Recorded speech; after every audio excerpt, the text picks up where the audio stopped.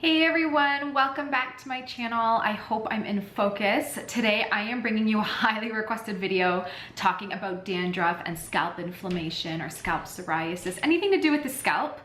I just want to let you guys know that what I'm sharing in this video is my own opinion and my own, I guess, conclusions about the scalp. Having many clients, I've seen consistencies over and over again when it comes to inflammation or dandruff or anything like that with the scalp. So what I'm sharing with you is what I have concluded.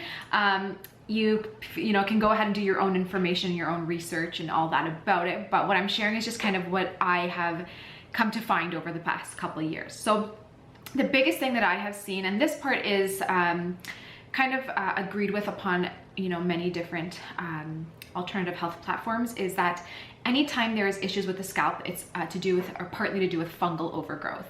So you'll see starting at birth when children have cradle cap, that's fungal overgrowth. It's that thick scaling of the skin, or that peeling and that yellowy type of tone to the skin.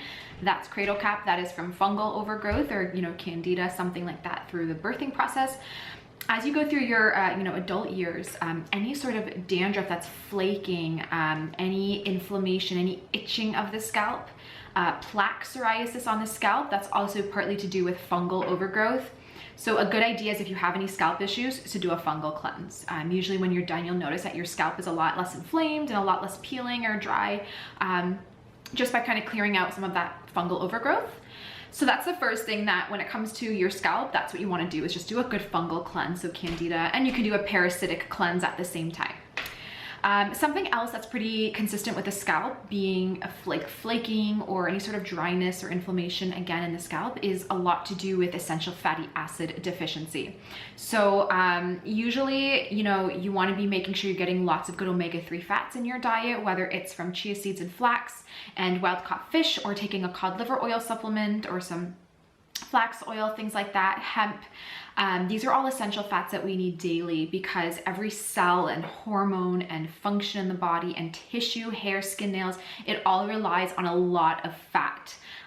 We have all these lipid membranes and barriers in our body. Our whole body uses a lot of fat. Our brain uses a lot of fat. So if we're not getting enough in our diet daily, we will start to become deficient.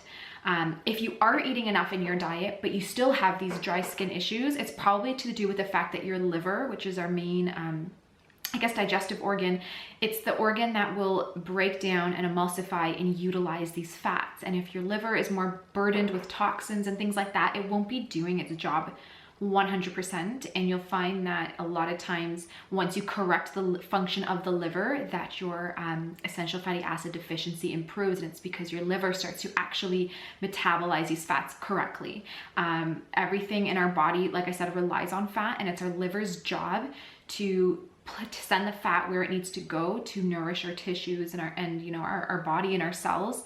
And when your liver's not working well, none of these functions are happening. So fat's kind of just going through you, or it's being deposited into, your legs or your stomach as cellulite or fat cells. So we want the fat to be utilized properly. So another thing you want to make sure you're doing, aside from a fungal cleanse, is a good liver cleanse and support. You want to make sure you're doing herbs and remedies that are going to help improve the function of the liver, detoxify the liver, but also improve digestion overall. Make sure that when you eat a meal, you have enough enzymes and bile secreted to break down that meal fully and extract all of those essential fatty acids and things like that from that meal. So yeah, fungal overgrowth, poor either liver function, which leads to essential fat deficiency, or lack of essential fats in your diet, are a big trigger for dandruff and things like that. And then the last piece is when it comes to inflammation.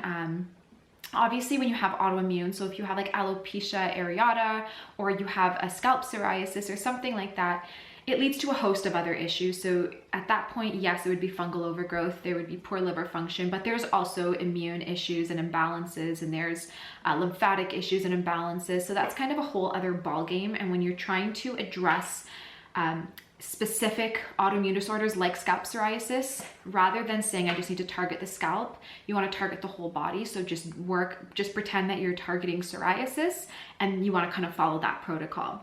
So just to give you an example, when I have clients with psoriasis, every single person is unique and individual in their protocols. I don't have two people that ever have the same protocol. There might be similarities, but there's no two that are exactly the same.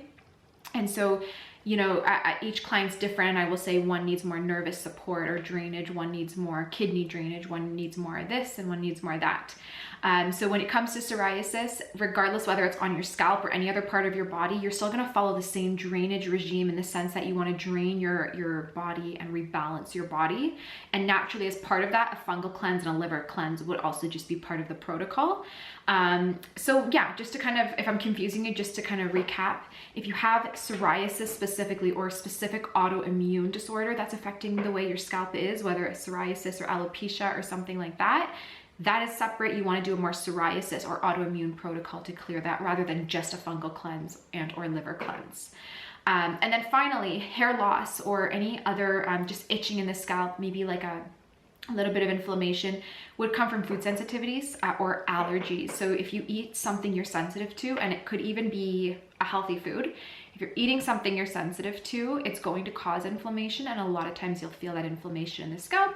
It just depends where your blood is flowing, and you'll get some of that itching. So taking antihistamines, digestive enzymes, cleaning up your diet, chewing your food well, getting your stress levels low by deep breathing. These are all things you want to do, which will help the itching on your scalp.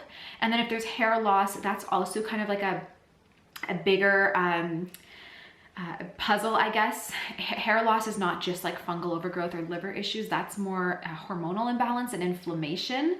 So if you feel like your hair is coming out in clumps and things like that, you might want to look towards more of like your thyroid and liver, or some sort of, you know, anti-inflammatory type of diet. Look towards your hormones. It's usually where that hair fall would be coming from.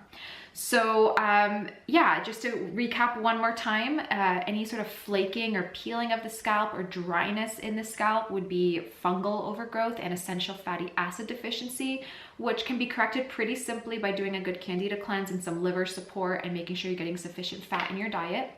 Anything above and beyond that, like actual psoriasis on the scalp, or alopecia where you're losing, like scarring alopecia where you lose hair permanently, that you want to just forget the idea that it's on the scalp. It doesn't matter. The point is that your body's severely out of balance, and you need to do a good autoimmune protocol to improve the scalp. So there's that. And then when it comes to hair fall and just a little bit of itching, that's more histamine and food allergies or sensitivities. So you want to correct that while making sure you're doing like a good anti-inflammatory diet. And if it's just hair fall in general, like you feel like I'm losing too much hair and that's it, then it's more hormonal imbalance. It could also be heavy metal toxicity, so maybe too much copper or aluminum or something, mercury in the body, that could lead to hair fall. So the last thing that you could consider doing would be, and it could be very beneficial, would be a hair mineral analysis test. If I remember, I will link one in the description box below that I really like. And pretty much you buy it online, it comes to you to your door, you take it out, give them a few strands of your hair and send it back in the mail, and then you get a full email explaining all of your deficiencies and things like that. So it's a really good way to know kind of what's going on and what your heavy metal toxicity levels are like and things like that. But this is kind of like the information that I've collected over the years working with clients. It seems pretty consistently that fungal overgrowth is a big aspect to have when you have scalp issues. And then obviously like lots of inflammation, hormonal imbalances, poor liver function, it all plays a role as well. But if you're to do one thing right now, up your essential fatty acid intake, do something that's going to support your liver, even if it's as simple as hot lemon water, or if you can go above and beyond and do a good liver herb complex or homeopathics for drainage, something to support your liver will start helping that. And then you want to get on a good antifungal diet where you're having really low sugar, low carb diet or lower carb diet, and having some good antifungals like coconut oil and raw garlic and Ceylon cinnamon and clove essential oil and things like that, that will kind of help to clear some of that fungal overgrowth. The last thing I want you guys can try that I just want to share is that you could also do like a tea tree essential oil and apple cider vinegar rinse for your scalp when you're in the shower if your dandruff is quite bad, and what you can do, and if you have plaque psoriasis on your scalp as well. And what you do is you just take your shampoo, a little bit, put it in a little bottle or cup, put a little bit of apple cider vinegar, maybe about a tablespoon worth, and a couple of drops of tea tree essential oil, which is great for antifungals. Mix it all up, and then when you go to shampoo your hair, that's what you use, and just rub it really into your scalp, massage it really well, then rinse it out, and then you can go ahead and condition.